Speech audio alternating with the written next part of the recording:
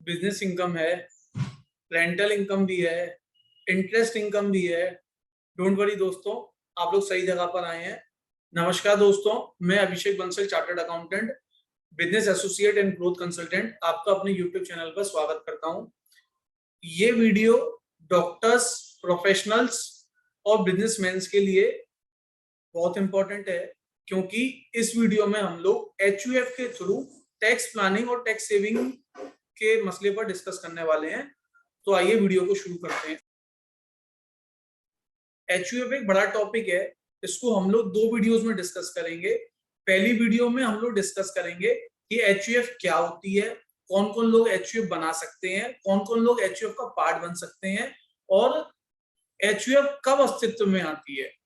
और दूसरी वीडियो में हम लोग जो भी टेक्निकल्स हैं, क्या उसमें टैक्स सेविंग्स हैं, ये सारी चीजें हम लोग दूसरी वीडियो में डिस्कस करेंगे।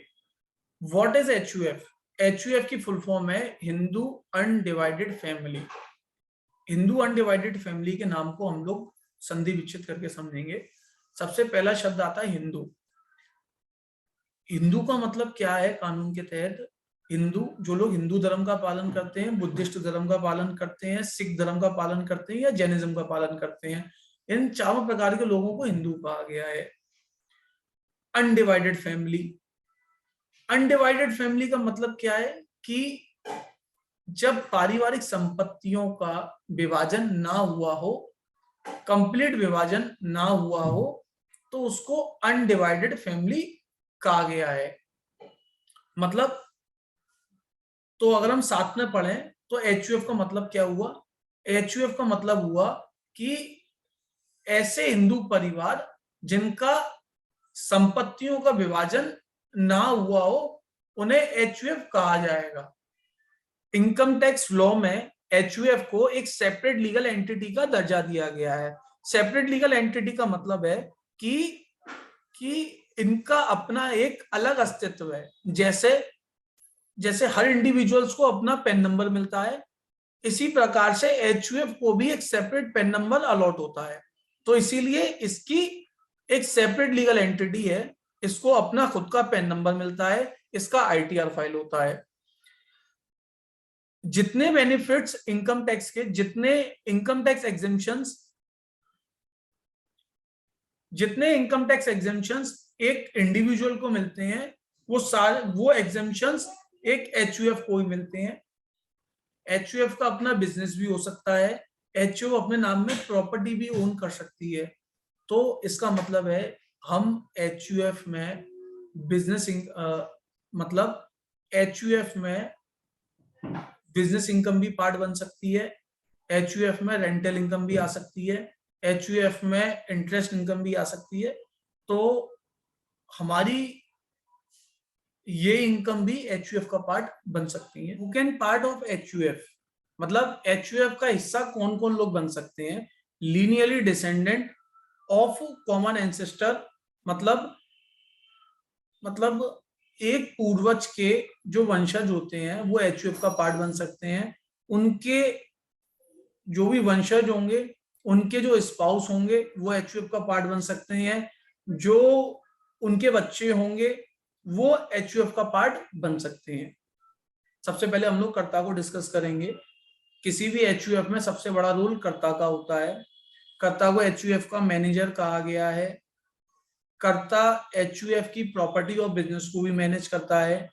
कर्ता एचयूएफ के बिहाफ पर कोई भी कॉन्ट्रैक्ट कर सकता है, कोई भी प्रॉपर्टी खरीद बेच सकता है, और कर्ता अपने इस काम के लिए जो वो करता है एचयूएफ के बिहाफ पर, वो सैलरी भी ले सकता है एचयूएफ से।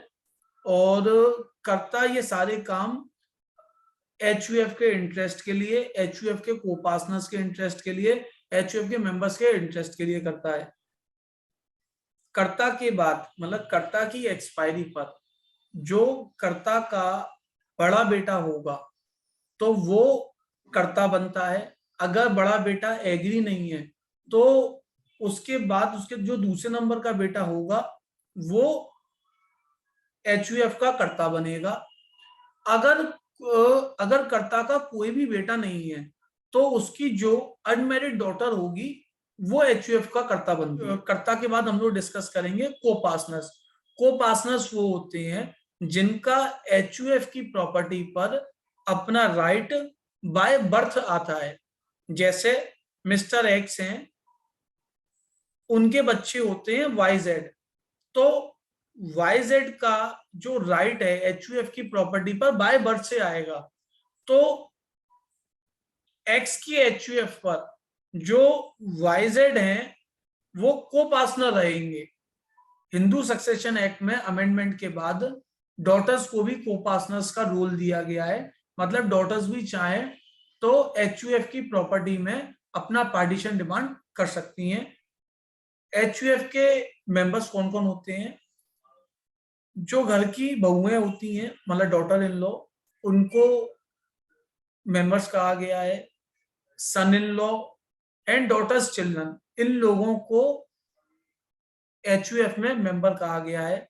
मेंबर्स जो होते हैं उन्हें कोपार्टनरी राइट्स नहीं मिलते, मतलब ये कान डिमांड पार्टीशन, उन्हें पार्टीशन डिमांड करने का कोई राइट नहीं है। Members are entitled to members are entitled to maintenance only. They can demand maintenance in HUF की maintenance मतलब कि उनको